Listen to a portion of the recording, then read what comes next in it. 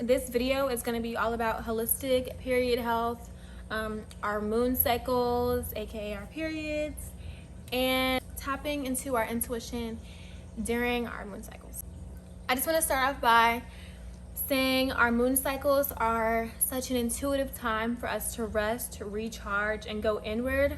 It's literally a time where our womb, our body releases and lets go of all of the energies, the traumas, everything our wombs need to get rid of. It's literally a time for our wombs to cleanse all of that bacteria, negative energy out of our bodies. And yeah, I know a lot of women hate their periods, and I used to be one of those women, but I've actually come to really love my period because my intuition is so much stronger. I feel really in tune with myself, and it's just like such a beautiful time for myself. A lot of women don't like their periods and they have a hard time with their periods. They experience really bad cramps, nausea, back pain, all kinds of things. And I'm gonna tell you guys a lot of the things that I've done and changed within my own period health routine to ease a lot of the discomfort that comes with our moon cycles. So first, I want to talk about how our periods are literally aligned with the moon. So the moon has about a 28-day cycle, and the average time for a period, the healthy time frame, is 28 to 32 or 31 days. I can't remember, but if you bleed around the new moon, it means that you are currently inward. Like, you're in the time of your life where you're very inward, you're very, I want to say selfish, but you're focused on yourself, you're focused on growing, evolving, pouring into your own cup, building your foundation in life. It's one of those times. And if you bleed on the full moon, it's a time where you're really outward, you're given to the community, you're growing your own community, you're focused more on the external reality around you and tending to that rather than being super inward. So those are what bleeding around the new moon and the full moon mean. It changes every season, I believe. Like, your period could either come on the new moon or the full moon, and once the time changes, I believe that's when it changes, but I'm not entirely sure. I just think that it may change like during the summer and the spring, or the winter and the fall. Don't quote me on this, but it definitely does change about twice a year. Yeah, it'll fluctuate between those two. I just know that most women either bleed around the new moon or the full moon, and it changes. So the moon represents feminine energy, and as a woman, we are divine feminine, so that is why we are so connected with the moon. I don't know about y'all, but I really truly feel like a connection to the moon. Like, when the moon is full, I really feel it. When it's a new moon, I really feel it. I can really feel it. Really feel it. So next, I want to talk about a few different things that helped me regulate my period. I know a lot of other women other than myself have struggled or do struggle with irregular periods, not getting their period on time, and like not early enough and not late enough. So I just want to go over a few things that help me with that. So first, I'm going to start by showing y'all some herbs. We'll start with this one. This one is mugwort.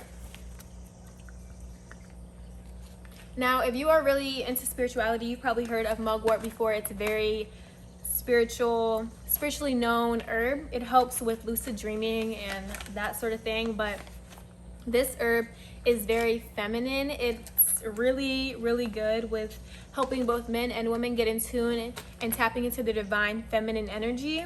I really love this herb as a tea. It tastes sweet, but I also like to mix it with honey and lemon. But to help with periods, this herb is a period inducer. It used to be known as an abortion herb. If you're pregnant, do not drink this tea because it will literally make you start your period And yeah, if you're pregnant, do not drink this. Do not drink this. If you're pregnant, do not. But it's literally will make you start your period. So if you drink it a few days before you know your period is supposed to come, you will most likely get your period. Yeah, but just be cautious when you first start using any of these herbs because you might be allergic. So just pay attention to how your body responds and reacts to these herbs. But yeah, this one, it's really good with irregular periods and helping you start your period. And then something else that I have used to help regulate my periods is yoni steaming. I do not have any of the materials that I use to yoni steam with me right now, but basically you want to get some herbs. I buy mine from this womb fairy. I'll link her store down below and her Instagram. You basically sit over a pot of herbs or a stool or whatever, and you yoni steam with herbs that help to either regulate your period, get rid of infections like yeast infection or BV. For sexually transmitted infections, you would probably need to consult with the womb fairy for that, but I know with BV and yeast infection, she also has a blend to help get rid of that. But you basically sit over the pot, and the steam and everything and the herbs will and can make you start your period and gets the blood flowing to the uterus and things like that. So the yoni steaming can also help to cleanse out any old blood, and to just ease overall PMS symptoms. But I can make a whole video on yoni steaming if you guys would be interested in that, but this is just a little bit of what I know, and it's one of the things that have helped to regulate my period. Those are 2 ways I was able to regulate my period, and it's also by taking red raspberry leaf. I don't know if you guys can see that, but these are really, really good for quite a few things. Using menstrual cramps, PMS symptoms, being a mood stabilizer for PMS, increasing your libido, and so much more. It has a lot of, you can research these herbs before you purchase any of them, but these are some that come on the back of this package from the womb fairy that I purchased them from. And her name's Nay. I believe her name's Nay. But you can also do a consultation with her. This is not an ad or anything. I'm just sharing what I know and what I've used and what's worked for me. But I also have it in tea form. This I usually drink when I'm actually on my period. And these I take daily just to prepare and always keep my womb ready for my period. And just anything else I may experience with my womb health. I also wanted to mention that I just started using these recently, about a few weeks ago, but I've been using this for about 6 months now, 6 months to a year now. The bag's almost gone.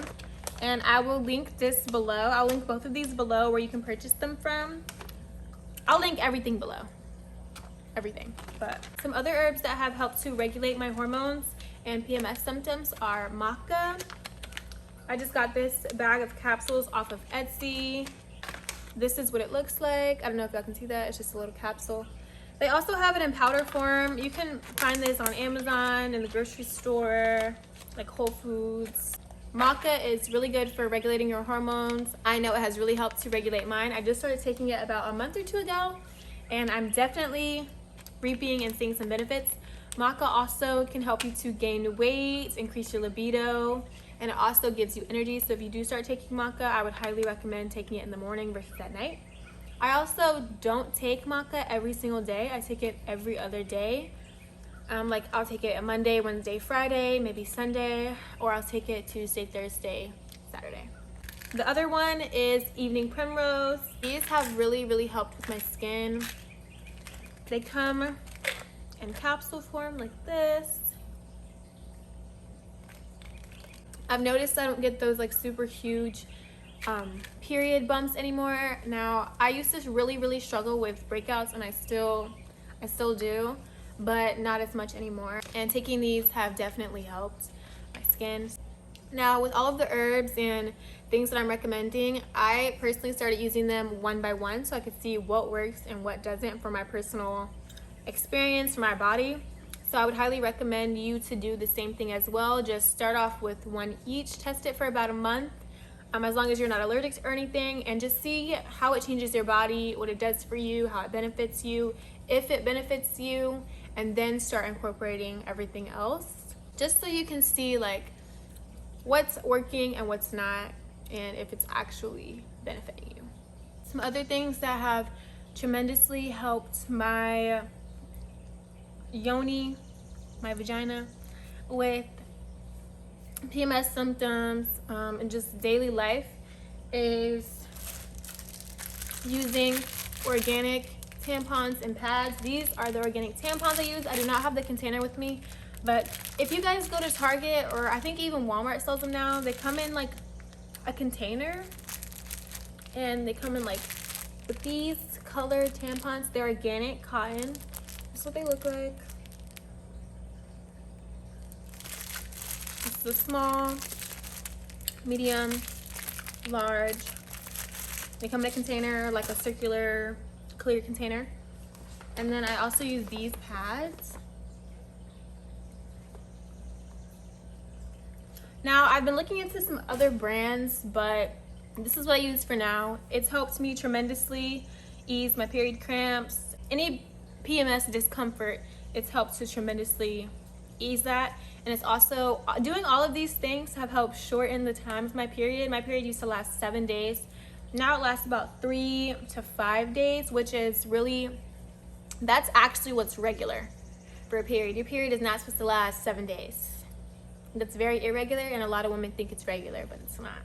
Now, I will say I don't prefer to use tampons. I actually prefer to just use pads, but sometimes we might be in need of a tampon if we have on a dress, or we're going out and we don't feel comfortable wearing a pad, or free bleeding, so we might need them. I just have a few on stock. I honestly haven't repurchased them in like a long time because I just don't really use them, but tampons actually can store bacteria in your womb. They basically plug up the blood that's supposed to be released out. So I'm not a huge fan of tampons. If you do use them, I would highly recommend using the organic ones. They're just so much better. They're not toxic or anything.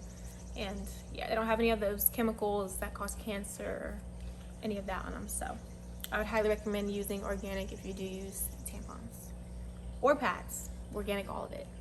Another thing I want to say is I feel like a lot of people are starting to discover this more, but birth control is actually not the best for our bodies. It's actually really bad for our bodies. It's artificial hormones being inserted into us, and a lot of women think it's regulating their period, but the truth is they're not getting a period at all when they're on birth control. Like, if you're on birth control, you're getting a fake period if you're on birth control.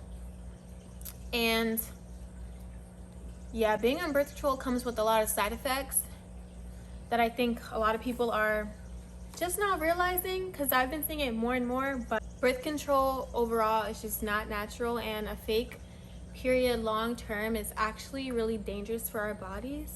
If you need or absolutely want that 99.9% satisfaction or like coverage that you're not going to get pregnant, stay on birth control. If you feel that's what makes you comfortable, stay on it. But if you hate it and you don't want to be on it anymore, I would highly suggest you getting off, because there are healthier and more natural ways to not get pregnant. So the first way that I know of is to track your period, track your whole entire cycle. The only time you can really get pregnant is when you ovulate. So when you ovulate, the discharge is it's a lot more wet, slippery, clear. It's a lot more of it, and you'll notice you're probably more wanting to have sex during the time of your ovulation, but you don't want to have sex during your ovulation if you're not trying to get pregnant. So just pay attention. And ovulation usually occurs 10 to 16 days before your next period. When you're ovulating, it's the egg like sort of presenting itself or coming down to get fertilized in order to get pregnant. It's that time. So it's usually 1 day out of the whole entire cycle, but it's a week that day appears. So it's like less likely, likely, very likely, not as likely, and then unlikely. So it's kind of like that. Like during your cycle, when you ovulate, is like that really highly likely time. You don't want to be having sex, and you really need to track your period. If you don't have a period tracker, please get a period tracker. There are so many apps and ways to track our periods these days. Please invest in that. It's probably free. My app is free. I use this app called Clue. It's great, but I know there's other ones. I know there's this one called Flow, I think, and that one's really good. I believe you have to pay for that one, but I heard great things about it, and I would highly recommend using some type of tracker to track your period and ovulation. Some other tips I can give to ease the pain and discomfort, PMS symptoms, and just ease your period cycle all around is to avoid eating processed foods near or on your period. Avoid eating cold foods. It really will intensify the cramps. I used to be an ice eater, and that one time I was eating ice around my period, and my period cramps were terrible. I personally don't experience super bad period cramps anyway, but the ice really intensified it. So yeah. Also, avoid eating dairy around your period. If you eat dairy, I don't eat dairy, but if you eat dairy, avoid it around your period. It will make your cramps a lot worse if you eat it. To really get into yourself and your intuition, if you have a hard time with this when you're on your period, is to just do womb meditations. You can look them up on YouTube. You can look them up on the internet. They're really beneficial, and you can literally just sit and place your hands over your womb and listen to her. You know, our wombs talk. They talk to us. She has a brain of her own. She'll tell you what she wants, and she'll tell you what she doesn't want. I know some other natural birth controls are neem oil. I would do some research on that because neem oil can actually make you infertile. Queen Anne's lace can also be used as birth control. These are seeds. For any of these birth control natural methods that I've mentioned, I would do your own research. Figure out what you need for your body and how these things will affect your body. A lot of these tips and things that I'm recommending and giving, they're not something that you just want to do right before your period or during your period. These are things that you want to do just all around, like taking the red raspberry leaf, doing yoni and womb meditations, yoni steaming before you know your period's supposed to start and after, taking red raspberry leaf, the capsules, if you get them, just every day, or drinking the tea before your period starts. These are things that can really help. If you can, stop eating dairy, limit the amount of processed foods you eat, try to eat healthy whole foods. I know it's not practical 24/7 to do that as human beings, but doing this can ease a lot of your discomfort. And also not eating red meat before your period or during your period, that will also really help. And if you are someone who struggles with yeast infections or BV, maybe try eliminating dairy and red meat out of your diet and see how that goes. Please let me know if you have any questions in the comments, and subscribe if you're new here. And yeah, I'll see you guys in the next video.